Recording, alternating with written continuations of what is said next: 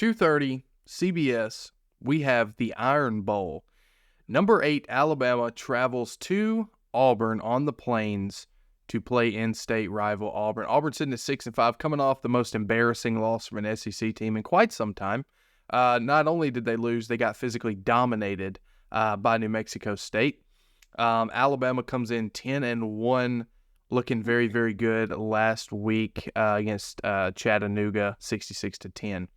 Alabama is currently sitting at a 14-point favorite on the road at the Plains. Chase, let's go you first. Does Alabama win, and do they cover the spread? All right, guys. Throw everything out of the window. Whatever Freddie just get that part of the video, because it doesn't matter. This Iron Bowl, every single year, the spread, the record, the ranking, none of it matters at all. Don't even think about it. All right, we got that? Good. Alabama going into Jordan-Hare, that's what matters as well. Jordan-Hare has this weird, funky feeling to it all the time.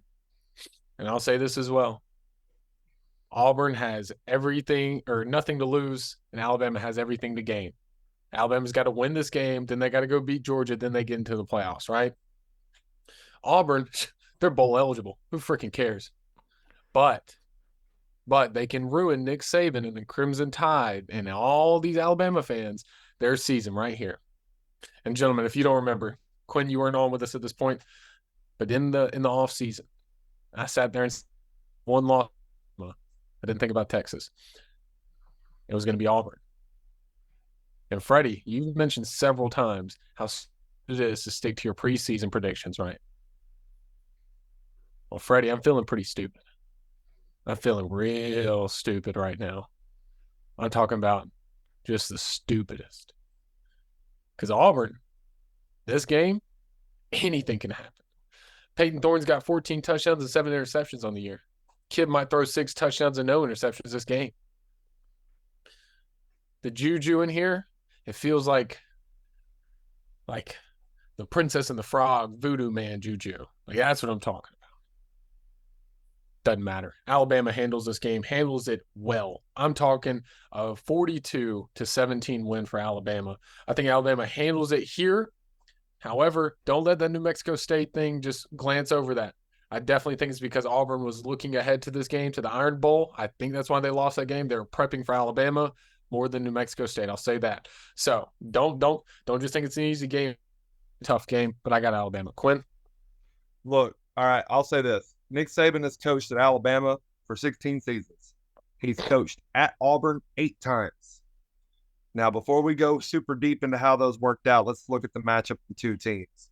Alabama, by every measure, should win this game by much more than 14 points. Auburn pretty much only gets the ball moving by running football. That is Alabama's strength as a defensive unit. Alabama's offense should be able to score pretty handedly on the Auburn defense. Now let's go back to that little thing I said about Nick Saban's played 8 games down on the Plains against Auburn. Y'all want to take a gander at what his record is at Auburn in his career at Alabama? 50%. It is exactly 50%. He's 4-4. In those 4 wins, you have the Bryce Young team that wins in triple or quadruple overtime against an Auburn team they should have dominated. Yeah. You have the 2009 undefeated Alabama team that wins on a last-minute touchdown drive. Yeah. To beat a very bad Auburn team that I think ended up 7-5 that year, maybe 6-6. Not a high record at all.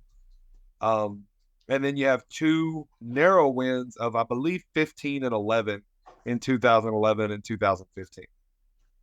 So one of those fits the description of covering a 14-point spread. There's no chance Alabama's covering 14 points. I don't care what Auburn's record is. I don't care what Alabama's record is. If that game's in Jordan-Hare, Auburn will either win it or they will barely lose it. Now, if this game was in Tuscaloosa, different story. 7-1 against Auburn in Tuscaloosa. The only Auburn team that's ever beat him there was Cam Newton, and it took one of the most insane comebacks I've ever seen to pull it off. He's had multiple blowout wins over Auburn teams in Tuscaloosa, but that's not where we're at. We're in Auburn. So give me Auburn on the spread. I think Alabama wins, by putting together a touchdown drive to go up by 4 with 3 minutes left on the clock, and then get a controversial stop on defense where people gripe and complain about whether or not the refs helped them win, when all it really is Auburn's quarterback sucks. And that is the reason Alabama wins the game by 3 to 4 points and just escapes with their life as they go to Atlanta. Chase, did you write all of that down? Because in order for him to pick this game right, all of that has to happen. Exactly. Yes, that is all written down. Stipulations for Quinn's pick. Okay, cool. Chase, I'm leaning more your way here. I hear you, Quinn, on what happens on the Plains is very weird, and it's very difficult. I mean, you look at Georgia this year, whenever they played them in Jordan-Hare.